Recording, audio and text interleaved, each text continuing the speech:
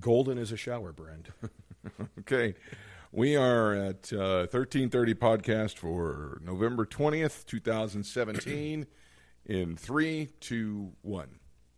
Hey, everybody. Happy Thanksgiving and welcome to the 1330 podcast. My name is Keith Neighbor. And my name is Brent Bailey, and I can't believe it's just a few days before Thanksgiving. I can hardly wait. I've already got my turkey brining.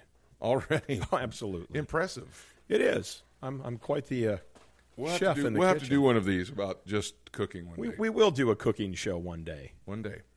Not today, though. No. Because today we're going to talk about the process of bringing somebody along and some of the frustrations of that. Yeah.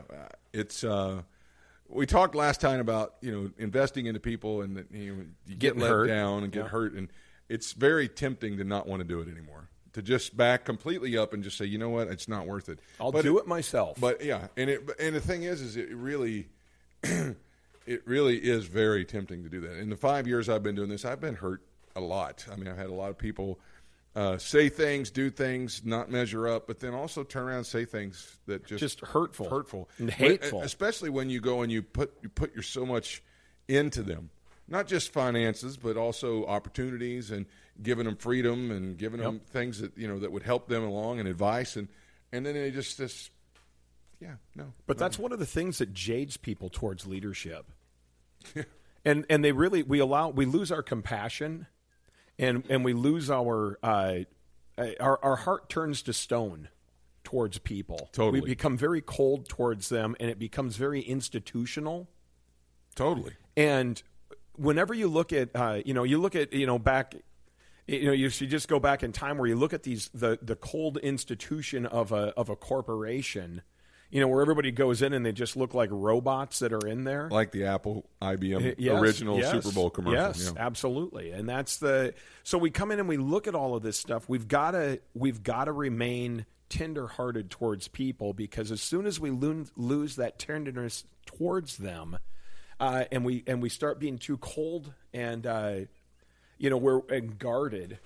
Let's just qualify what we're saying here. We're not saying you don't have rules. We're not saying it's anarchy. We're not saying, we're saying you got to have all that, but yet at the same time, you still have to keep the person in front of you is not a number, and they're not just somebody that's a tool to get your job done. Yep. They are still a person, and you still have something that you can put in them to make them better. And I was going to say, and I'll say, I mean, the thing that I'm talking about is the condition of your heart as a leader. That's right. Towards people. And as soon as you look at them as an inconvenience or a pain or whatever, however you want to word that, an underling. Yeah, you've got to make an attitude adjustment and a heart adjustment towards that. But we're very much aware of those folks that my come Lord. and they they get frustrated over the craziest things, and you just kind of go, really? That's an issue? I mean, we were talking while we were preparing to come on here about how some people will give up so quick and so easy. Yep. Where, we were fortunate that we had each other, but we also had leaders around us that be like, come on, guys, you guys can do this. Yep. You can do better than that. You can make it. And it wasn't like a scolding from your parents. It was more like I know you guys got it in you. I know that you can do it. And it's amazing to me how so many people, especially, I'm looking at it from, we started our church from nothing. And I can't even imagine what it would be like starting a business from nothing, where you're invested millions of dollars and you have, a mortgage and a bank calling you every other couple of weeks to see how you're doing and things like that. I can't even imagine the pressure that puts on you. But the thing about it is, when you got people around you and you're starting from nothing, people forget that when they go to work somewhere, that they're riding on the success of, especially if it's an established company, they're riding on the success that company has. For me as a sales guy, the thing that I hear the most when I walk into somebody's house is, my friend used you guys. Or I heard that you guys have got a great reputation. And I sell jobs regularly, not because I'm a great salesman, but because my company has a great reputation. Well, and that's what we kind of touched on last time. We were talking about doing youth ministry at this wonderful ministry that we did. We had the privilege of working for. We were riding on the success because by the time me and you got hired there, they'd already been around for 20 plus years, 20 plus or 30 years. I mean, And even before that, the founder had been around 50 years before that. I mean, and been out, preaching all over the world. Yeah, And it's pretty easy to let all that go to your head thinking that you're really doing something, and then you realize when you leave, everybody that's after you is doing the exact same thing that you did, and experiencing success and everything else. That's what I think that most people need to understand. That when you're going out there, leaders, you need to kind of be telling the folks that are following you is like, look, this is something that we're expecting you to develop yourself and to, we're going to try and help you develop, because we're building something together, you and this organization. Where some people come in, and I've had several come in and expect, because of what they learned in a classroom or what they learned at another experience or whatever, that I can just blindly take something, stick it into your church or this company or this format. They know it'll the just formula. Work.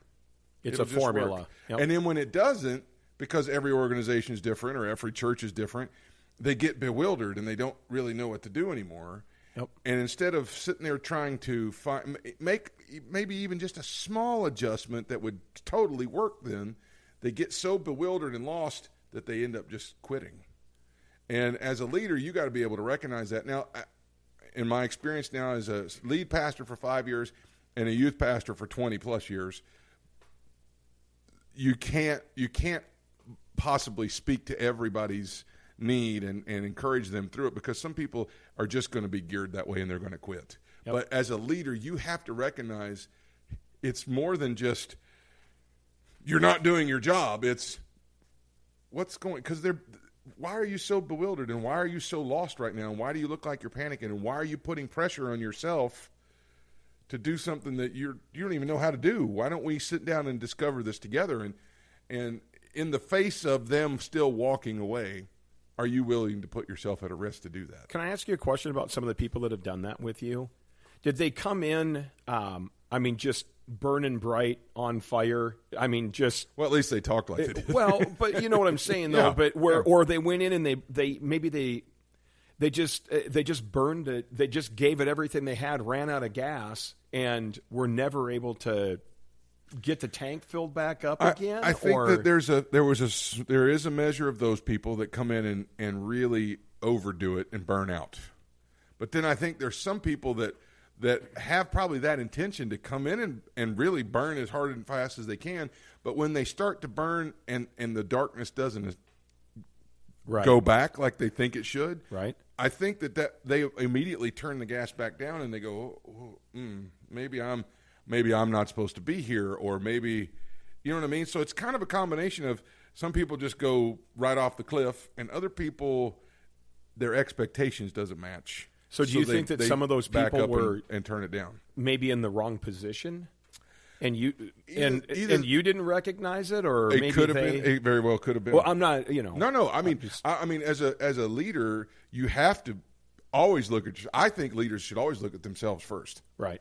I mean, if an employee does something wrong, and if you as the leader immediately go, well, what did they do wrong? Yep. And you don't ever examine yourself or your systems or anything that you have in place and go, did we set them up to fail? If you never ask that question, you're asking the wrong ones. Well, it happened to me at my job that I'm at right now, where I made a mistake. Mm-hmm. I flat out made a mistake. Okay, so and told them I made a mistake, and we started to have a meeting about that.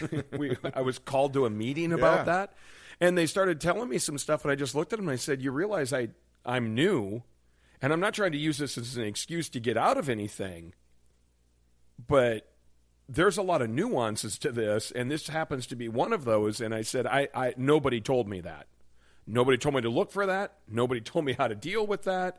And I treated it like everything else that we do, and it was a different product, which kind of took the wind out of their sails a little bit. How did that work out for you? Well, number one, they were shocked that somebody was talking to them like that. I'm very respectful, but when I took the job, I said, "Look, I'm old enough. I don't want to get yelled at. If you guys are going to yell about everything, I'm not going. Let's just end it, and I'm not going to work for you."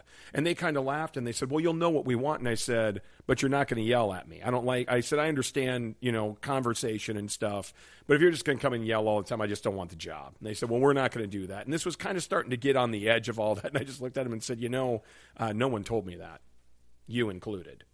I understand the guy that trained me never told me that, but you never told me that either. Which, like I said, took the wind out of their sails a little bit. And they kind of looked at each other, and the owners kind of looked at each other a little bit and said,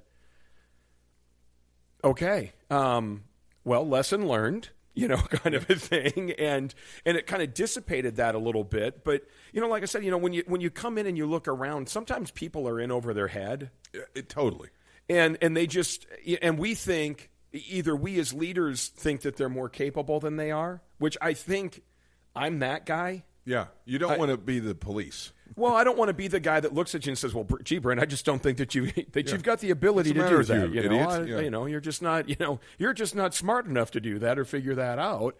And I don't want to be that guy. But I also know that there's been times where I put people in positions where it was like, wow, I set them up to completely and totally fail. But now at the same time, I've put people in there that weren't necessarily ready to be in that position, but had the total potential to get there. Yes. And gave them ample opportunity and space and grace. Yes. And mercy to grow into it. And that was my intent when I put people into those positions. It's just that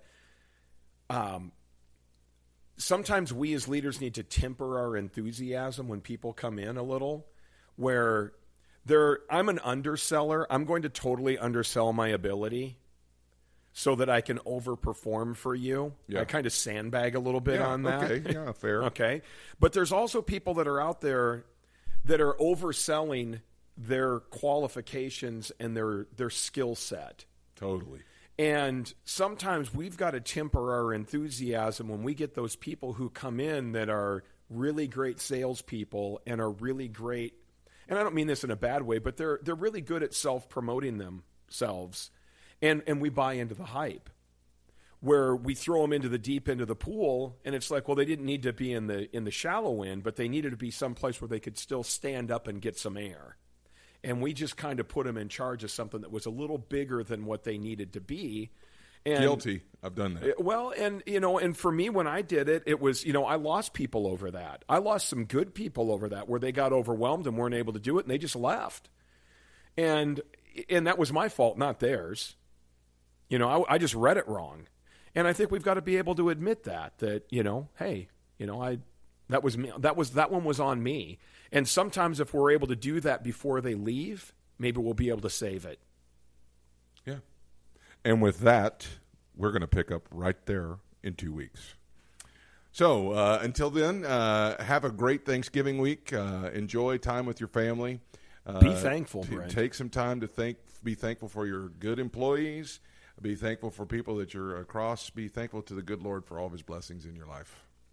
Hey, hit us up on Twitter, Instagram, Facebook, 1330 Podcast, or you can get us at, is it the 1330 Podcast at gmail.com, or is it just...